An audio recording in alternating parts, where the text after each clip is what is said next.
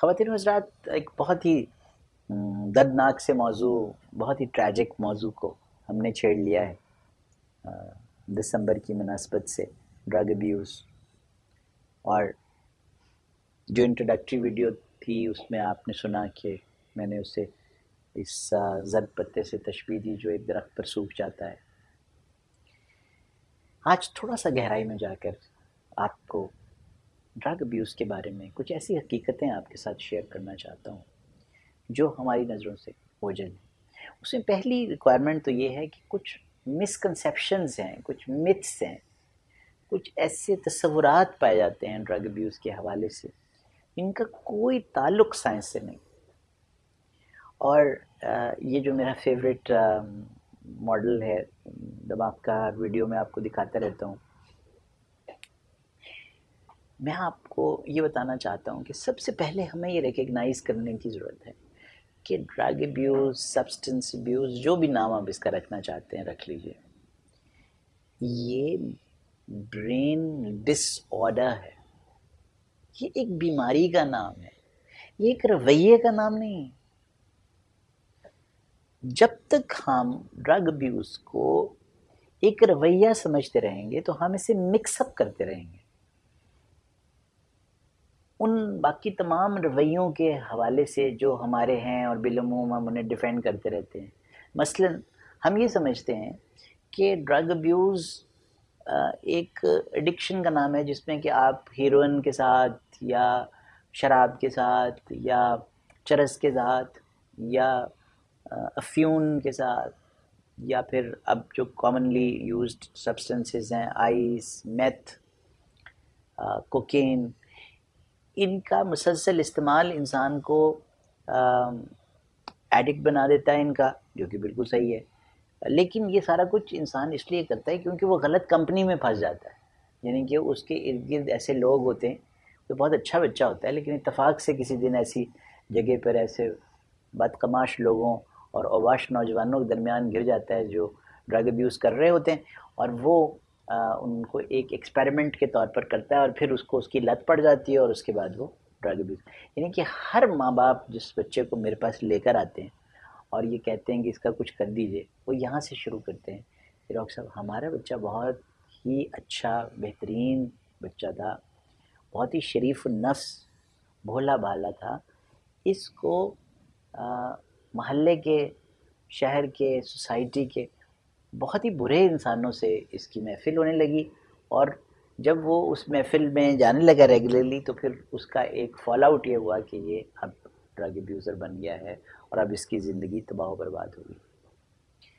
ایک یہ تصور پایا جاتا ہے کہ یہ آپ بدقماش لوگوں کے درمیان بری سوسائٹی کے اندر بیٹھ کر ڈرگ ابیوز کا شکار ہو جاتے ہیں. یہ بالکل ایسی ہی بات ہے جیسے ہم یہ کہیں کہ بری سوسائٹی کی وجہ سے ہائپر ٹینشن ہو جاتی ہے، بری سوسائٹی کی وجہ سے ہارٹ اٹیک ہو جاتا ہے، بری سوسائٹی کی وجہ سے مجھے شوگر کا مرض ہو گیا، بری سوسائٹی کی وجہ سے مجھے دمہ ہو گیا، ریومیٹائڈ آرتھرائٹس ہو گیا، مجھے جوڑوں میں گنٹھیا ہو گیا بری سوسائٹی کی وجہ سے.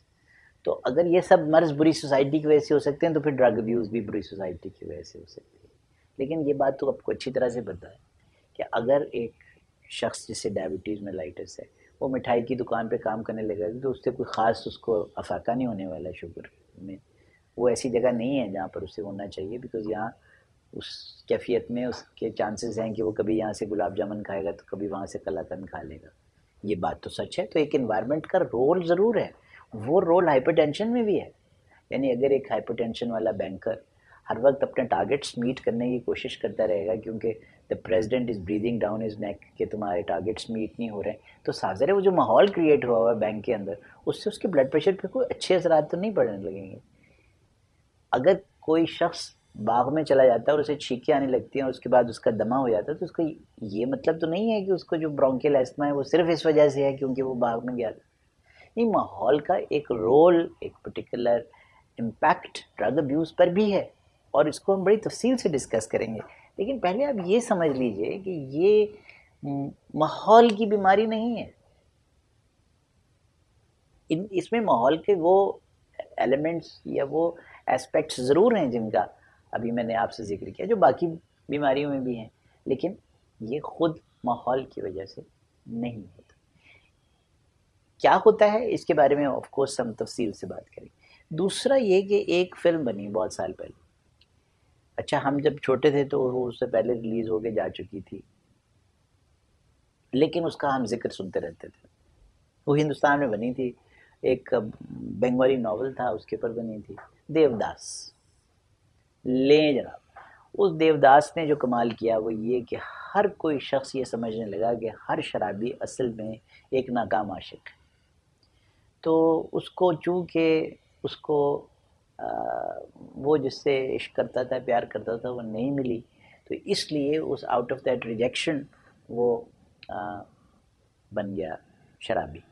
اب یعنی محبت کرنا، عشق کرنا اور اس کے اندر ناکام ہو جانا بنیاد بن گیا شراب نوشی کی، اور کہیں نہ کہیں سے ایک ٹوٹے ہوئے دل کو جوڑ دیا گیا شراب نوشی کے ساتھ. اب یہ دوسری مت ہے. ارے جناب اس طرح کی کوئی کیفیت نہیں ہے. اور اکثر تو ان لوگوں کو بھی آپ دیکھیں گے شراب پیتے ہوئے جن کی ان پسند سے شادی ہو گئی اس خاتون سے جس کو وہ چاہتے تھے، وہ بھی شراب پی رہے ہیں.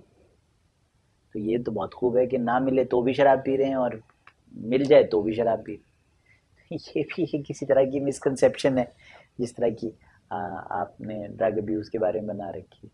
ایک اور بڑی انٹرسٹنگ اور عجیب ڈائمینشن کی کہ یہ جو ڈرگز ہیں نا یہ آپ کی پرفارمنس کو انہینس کرتی ہیں. یہ ایک تیسری کانسیپٹ ہے جو عام طور پر ینگسٹرز کے اندر پایا جاتا ہے کہ اگر آپ چرس پینے لگیں تو آپ زیادہ میوزک کو انجوائے کرنے لگتے ہیں، آپ بہت کول لگتے ہیں چرس پی کر، اور آپ کو وہ والے پروسیسز اور ایشوز ریزالو ہو جاتے ہیں آپ کے لیے جو کبھی نہیں ہوئے تھے. your questions are answered in that state when you are high. تو یہ بھی ایک یہ پرفارمنس انہانس کرتی ہے. اگر آپ کو پوری رات جاگ کے ایگزام کی پریپریشن کرنی ہو تو سب سے اچھی بات یہ ہے کہ 3 لائنیں لگائیے سفید رنگ کی، اور تو بس پھر آپ پوری رات جاگیں گے اور آپ کے دماغ کے چاروں طبق روشن ہو جائیں گے، اور اس کے بعد پھر آپ جو بھی پڑھیں گے وہ فوراً آپ کو یاد ہو جائے گا، and your performance in the exam is going to be amazing.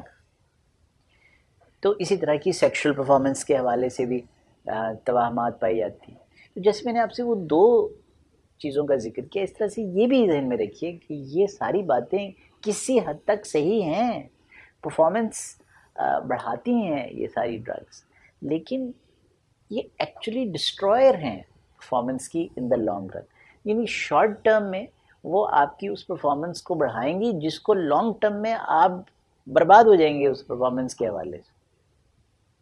تو چاہے سیکشوالٹی ہو، چاہے اس کے ایفروڈیزیک افیکٹ ہو، چاہے اس کے یادداشت بڑھانے کے قصے ہوں، چاہے وہ اس کے انگزائٹی کم کرنے کے قصے ہوں، وہ شارٹ ٹرم میں کام کرے گی، لانگ ٹرم میں وہی چیز آپ کو اور زیادہ ایگریویٹ کر دے گی.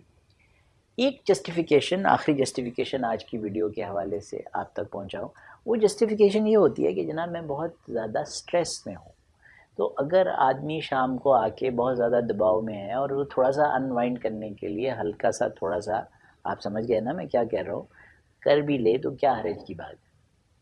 تو جناب کوئی حرج کی بات نہیں ہے، اور واقعی اس میں تو کوئی شک کی بات نہیں ہے کہ یہ جتنے سبسٹینسز آف ابیوز ہیں یہ آپ کی سٹریس کو کم کرتے ہیں، دیر از نو ڈاؤٹ اباؤٹ دیٹ.